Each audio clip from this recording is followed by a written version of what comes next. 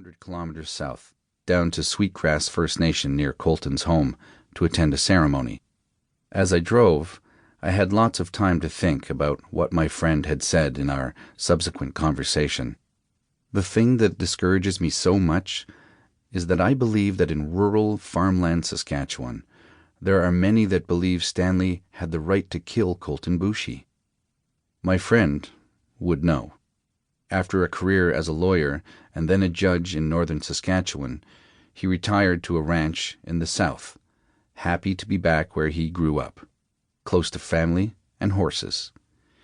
He heard all the things his farmer neighbors were saying. Coming together in local restaurants and other meeting places, they reinforced each other's dislike of Indigenous peoples. When the majority of a community believes the stereotypes, and when the jury is selected from this pool, the acquittal of a white farmer in the shooting of an Indigenous man is all but guaranteed. While we were crossing that desolate land, far from the nearest gas station or other facility with a washroom, my wife asked me to pull over, and she stipulated, "Not in a farmyard."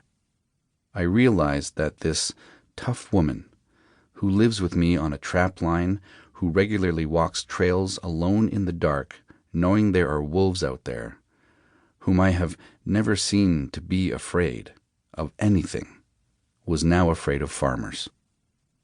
And if we believe Gerald Stanley, the farmers were afraid of her.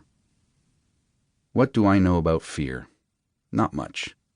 I know that if a dog is afraid, it is more likely to bite than a dog that is angry. I know that if a person is afraid for long enough, their fear turns into anger, and their anger becomes hate. And I know that hate leads to suffering. Shortly after the Stanley decision, the Indigenous street gangs in Saskatchewan informed First Nations leadership that they were armed and prepared to start shooting. All they needed was for someone to give them the okay. Our leadership told them to stand down. The Saskatchewan government, in an effort to garner votes, added fuel to the fire by issuing assault rifles to conservation officers and altering trespass laws to remove the assumption of free access to unoccupied lands. There is no reason to give conservation officers assault rifles other than to send a message that Saskatchewan is prepared to go to war with its Indigenous population. All that was needed in the province for a full-blown race war was one more incident, one more death, and for leadership on both sides to use the incident for their own political ends. Indigenous peoples across Canada were extremely upset by the Stanley decision. It seemed that Canadian justice cared more about the property rights of settlers than about the lives of Indigenous youth. Gerald Stanley had used deadly force to protect his property, and the law decided that was okay. Meanwhile, Indigenous peoples were serving prison time at an ever-increasing rate.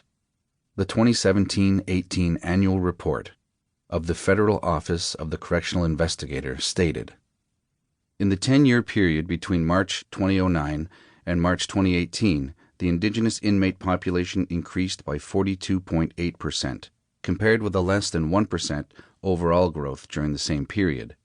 As of March 31, 2018, Indigenous inmates represented 28% of the total federal in-custody population, while comprising just 4.3% of the Canadian population. The situation continues to worsen for Indigenous women. Over the last 10 years, the number of Indigenous federally sentenced women increased by 60%, growing from 168 in March 2009 to 270 in March 2018. At the end of the reporting period, 40% of incarcerated women in Canada were of Indigenous ancestry. These numbers are distressing. The over-incarceration of Indigenous peoples continues despite efforts to slow it down. In 1995, the Canadian government amended Section 718.2e of the Criminal Code to require judges, upon sentencing Indigenous offenders, to consider their unique circumstances. Despite the change to legislation, though, the incarceration rate has continued to climb. The Supreme Court of Canada, in the Gladue decision in 1999,